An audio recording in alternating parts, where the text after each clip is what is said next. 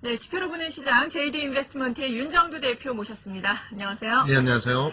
네, 요즘에 투자 심리가 많이 안정이 된 것 같아요. 2월 중순 이후에 형성된 시장의 불확실성 때문에 형성됐던 공포 심리 어느 정도 안정이 되고 있는 것 같지만 이런 심리적 안정에 비해서 주변 여건을 보면 그만큼 따라가주지는 못하고 있는 것 같거든요. 네, 그렇습니다. 네, 미국을 중심으로 한 이 글로벌 증시의 반등, 가격적인 반발력 때문인가요? 아니면 뭐 지표라든지 실제적으로 뭐 뒷받침되는 것들이 있어서 그런 건가요?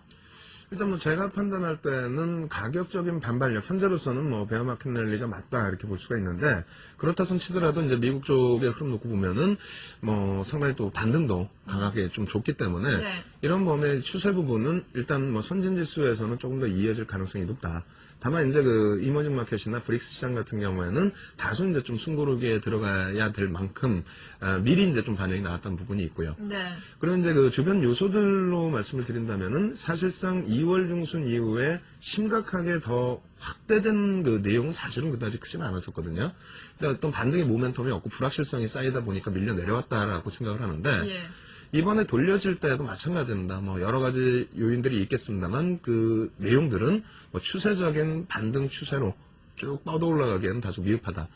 그래서 이제 지금쯤 범위에서 이제 그 체크하셔야 될 범위는 뭐 여러 가지 지표들 중에서 고용 지표라든가 이런 부분들 더 확실하게 놓고 보셔야겠지만 일단 개선돼 있는 1사분기에 개선돼 있는 지표들도 좀 놓고 보자. 그러한 지표가 이제 그 경기 선행지수 같은 경우 2달 연속 개선이 됐고요. 그리고 이제 PPI 같은 경우도 이제 그 생산자 물가지수 돌려지는 부분. 그리고 지금 현재 기준에서는 ISM 제조업 지수라든가 비제조업 지수의 개선. 그것도 역시 이제 2달 연속, 그리고 이제 3달째 다소 늘리는 범위도 있었지만은 일단 개선돼 있다라는 거죠. 그리고 이제 앞선 부분의 시간에 이제 말씀이 나왔던 부분인데 소매 판매 관련된 내용입니다. 미국 쪽은 아무래도 이제 그 GDP의 70%가 그 국내에서 다 채워지는 범위이기 때문에 그렇다면 이제 그 소비 지출이라든가 이런 부분이 굉장히 중요한 비중을 차지하게 되는데요. 물론 2월 달의 지표 내용이 그렇게 좋은 것만은 일단 아닙니다. 1월 달 대비해서 사실상 그 다시 마이너스로 반전돼 있는데 그 소매 판매 증가율 자체가 시장 예상치는 조금 넘어섰다. 그 정도 범위거든요. 네. 일단 지표로 놓고 보면서 설명을 드리겠습니다. 차트를 한번 준비해 봤는데요.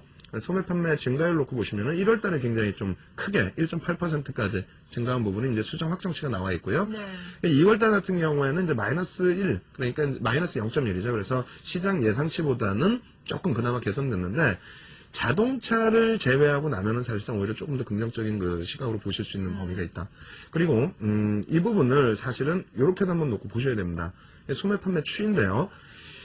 실질 그 소매 판매와 미국의 명목 소매 판매 기준으로 놓고 봤을 때 조금 전 거는 이제 소매 판매 증가율 부분이고요. 실질적인 범위로 놓고 봤을 때는 사실 이 부분이 뭐 급격하게 개선돼 있다라기보다는 여전히 침체 상태, 불확실성 부분이 남아 있다라는 거예요. 그래서 이제 그 두 가지로 정리를 해드린다면 제가 이제 그 시황 설명할 때 가장 못된 사람이 양쪽 방향 다 제시하는 거거든요. 근데 뭐 제 입장에서도 어쩔 수 없는 게 일단은 패닉 상태의 그런 공포 심리를 가지고 갈 만큼의 뭐 추가적인 지표 악화 부분은 다소 제한적이다. 다만 반등이 나온다고 해서 벌써부터 또 뭐 1300 얘기 나오고 이런 범위의 기준이라면 그것은 주의하자. 일단 그 정도에서 설명을 드리겠고요. 그리고 이제 향후에 나올 범위의 지표라든가 굵직굵직한 이벤트 내용들 그걸 체크해야 되는데 미국의 이제 그 증시 일정 한번 보여드리겠습니다. 미국 부분에서 이제 증시 일정 보시게 되면은 뭐 제가 생각할 때는 주 초반의 기준에서도 여러 가지 중요한 부분이 있지만 주 후반에 이제 넘어서서 아까도 이제 얘기 나왔던 FOMC 이 부분에 대해서 이제 조금 시장에서 관심을 가져야 될 것 같고요. 여전히 이제 그 국내 증시 같은 경우에는 불확실성에 놓여져 있는 지정학적 리스크. 그리고 이제 뭐 개선되고 있지만은 그래도 여전히 또 부담이 있는 환율 요인. 뭐 꼭 체크를 하시면서 너무 윗방향으로도 그렇다고 해서 너무 밑에 방향으로도 보시지 않는 좀 제한적인 범위의 매매 전략 권해드립니다. 네, 제한적으로요.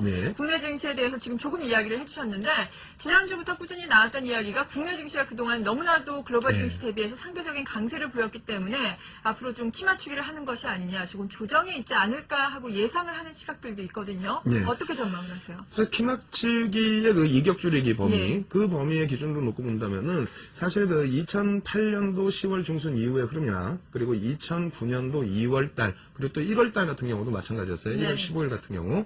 근데 이제 그 정도의 이제 그 후폭풍이 나올 수 있느냐 그게 이제 가장 중요한데 네. 결론적으로 말씀드린다면은 일부 조정폭이 나온다 할지라도 상당히 좀 제한적일 가능성이 더 높다. 그런 이유는 한번 그 글로벌 증시와 국내 증시의 흐름 비교 차트를 통해서 한번 놓고 보도록 하겠습니다.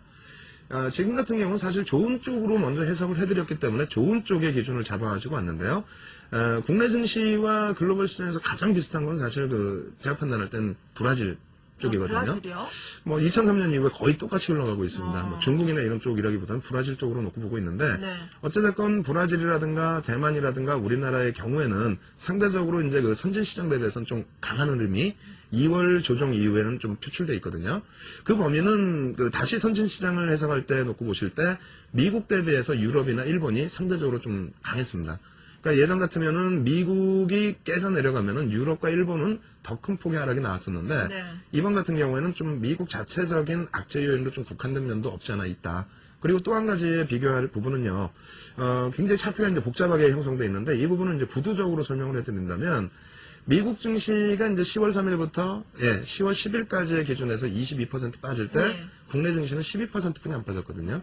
그 범위에 대해서 후폭풍이 좀 강했었는데 지금의 범위는 뭐 조금 전에 이제 그 놓고 보신 것처럼 뭐 국내 증시 같은 경우에 좀 옆에 같이 놓고 볼 수 있는 범위가 있다. 뭐 대만이라든가 브라질이라든가 그래서 후폭풍의 범위 너무 무리하게 생각하지 마시고요. 네. 다만 120일선 한 번에 뚫을 수는 없으니까 1160에서부터 뭐 제 기준에서는 1060 정도의 박스 1차적으로 좀 형성해서 놓고 보시면 될 것 같다. 이렇게 말씀드리겠습니다. 네.